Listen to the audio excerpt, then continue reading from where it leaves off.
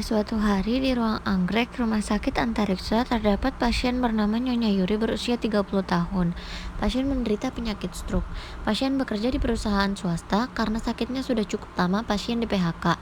Pasien mengatakan merasa dirinya tidak berguna sebagai seorang ibu, tidak bisa menafkahi keluarga.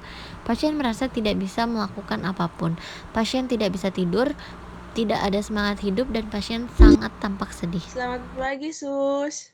Iya, pagi dok. Bagaimana kabarnya hari ini? Alhamdulillah baik dok. Sus, saya mau bertanya bagaimana perkembangan dari Nyonya Yuri yang dirawat di ruang anggrek dengan diagnosa stroke. Kemarin saya visit ke ruangannya, masih tampak sangat sedih terhadap kondisinya saat ini ya, Sus.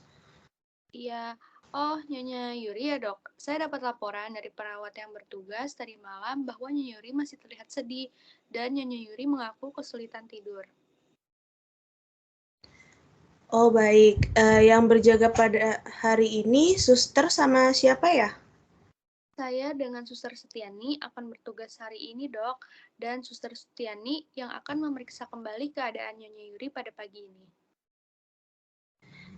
Baik kalau begitu, saya kembali ke ruangan dulu ya, Sus. Iya dok, baik.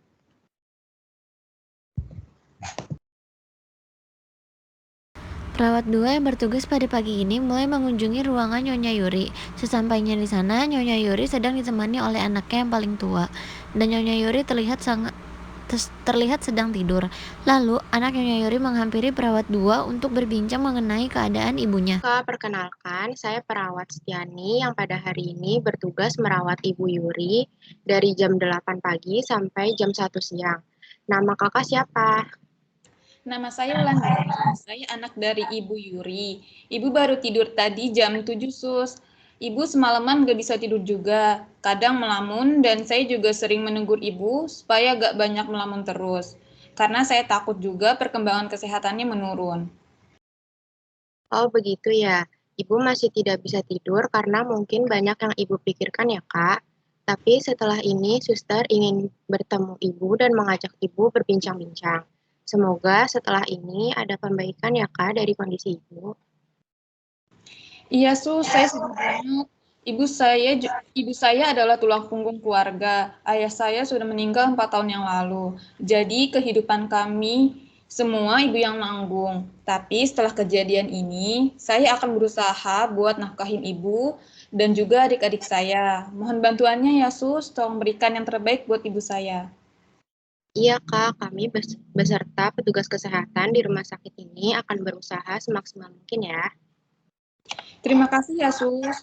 Kalau begitu, suster nanti ke sini saja jam 9. Mungkin ibu sudah bangun. Saya juga pengen pamit pulang dulu buat ambil barang-barang keperluan ibu di rumah. Iya, Kak, baik. Nanti suster ke ruangan ibu jam 9 ya. Iya sus. Pada pukul 9.30, Nyonya Yuri sudah bangun dari tidurnya. Perawat 2 pun menghampiri Nyonya Yuri yang sedang berada di atas tempat tidurnya. Nyonya Yuri masih tampak sedih. Fase orientasi. Assalamualaikum, selamat pagi. Boleh saya kenalan dengan Ibu? Nama saya Setiani. Boleh panggil saya Tia. Saya mahasiswa Fakultas Ilmu Keperawatan Universitas Muhammadiyah Jakarta. Saya sedang praktik di sini dari pukul 8 pagi sampai dengan jam 1 siang. Kalau boleh tahu nama Ibu siapa dan senang dipanggil apa? Waalaikumsalam Sus, nama saya Yuriesta, panggil saja Yuri. Bagaimana perasaan Ibu hari ini? Tidurnya tadi malam nyenyak tidak? Ada keluhan tidak? Baik-baik saja Sus, tidak ada keluhan, tapi tadi malam saya tidak bisa tidur Sus. Baiklah, Bu. Pada hari ini, bagaimana jika kita bercakap-cakap tentang kemampuan dan kegiatan yang pernah Ibu lakukan? Setelah itu, kita akan nilai kegiatan mana yang masih bisa Ibu lakukan di rumah sakit ini. Setelah kita nilai, kita akan pilih satu kegiatan untuk dilatih. Bagaimana, Bu? Iya boleh deh Sus. Baik, di mana kita duduk untuk berbincang-bincang? Bagaimana kalau di ruangan ini? Iya boleh Sus, di sini aja. Untuk waktunya berapa lama? Bagaimana kalau 10 menit saja? Baik, Sus, boleh. Fase kerja. Ibu, apa saja kemampuan yang Ibu miliki? Saya bisa melukis, Sus, terus saya juga bisa menjahit. Bagus, Bu. Apalagi? Saya buat daftarnya ya. Apa pula kegiatan rumah tangga yang bisa Ibu lakukan? Bagaimana dengan mencuci baju dan menyiram tanaman? Iya, Sus, saya juga bisa memasak, mencuci baju, dan menyiram tanaman. Wah, bagus sekali. Ada 5 kemampuan dan kegiatan yang Ibu miliki. Iya, Sus, terima kasih. Ibu, dari 5 kegiatan kemampuan ini, mana yang masih bisa Ibu lakukan di rumah sakit ini? Dari 1 sampai 5, mana sajakah yang bisa Ibu lakukan di rumah sakit ini? Yang saya bisa lakukan sekarang yaitu hanya menjahit dan melukis. Bagus sekali, Bu. Ada 2 kegiatan yang masih bisa dilakukan di rumah sakit ini. Yesus, Sekarang, coba Ibu pilih salah satu kegiatan yang Ibu masih bisa dikerjakan di rumah sakit ini. yang nomor 1, Sus, menjahit. Oh, yang nomor 1. Kalau begitu, bagaimana kalau sekarang kita latihan menjahit baju? Mari kita lihat baju yang akan Ibu jahit ya. Nah, kalau kita ingin menjahit baju yang bolong, yang pertama kita harus menyiapkan jarum dan benang. Pilih jarum yang sesuai dan pastikan benang yang kita punya juga harus panjang. Lalu masukkan benang ke jarum dan simpulkan benang. Kemudian cari bagian yang robek, balik pakaian sehingga bagian dalam berada di luar, dan jahit sepanjang garis yang robek. Seperti itu. Begini, Sus. Coba saya lihat, sudah rapi belum bajunya? Wah, Ibu sudah menjahit dengan rapi sekali. Coba diperhatikan, bedakan dengan yang sebelum dijahit.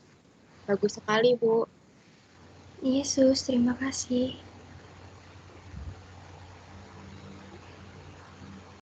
Fase terminasi. Bagaimana perasaan Ibu setelah kita bercakap-cakap dan latihan menjahit baju? Saya merasa mulai senang, Sus. Ya, Ibu ternyata banyak memiliki kemampuan yang dapat dilakukan di rumah sakit ini. Salah satunya menjahit baju, yang sudah Ibu praktekkan tadi. Bagus ya, Bu. Iya, terima kasih, Sus. Coba ulangi bagaimana cara menjahit baju tadi. Yang pertama, kita harus menyiapkan jarum dan benang. Pilih jarum yang sesuai dan pastikan benang yang kita punya juga harus panjang. Lalu masukkan benang ke jarum dan simpulkan benang. Kemudian cari bagian yang robek, balik pakaian sehingga bagian dalam berada di luar, dan jahit sepanjang garis yang robek. Begitu, Sus. Bagus sekali, Ibu. Yes, yes, Sus.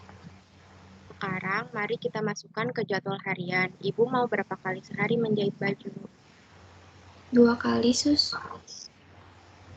Bagus, 2 kali ya, Bu. Pagi-pagi jam 8 dan sehabis istirahat jam 4. Iya, Sus, boleh. Besok pagi kita latihan kemampuan yang kedua. Ibu masih ingat kegiatan apa lagi yang mampu Ibu lakukan di rumah sakit?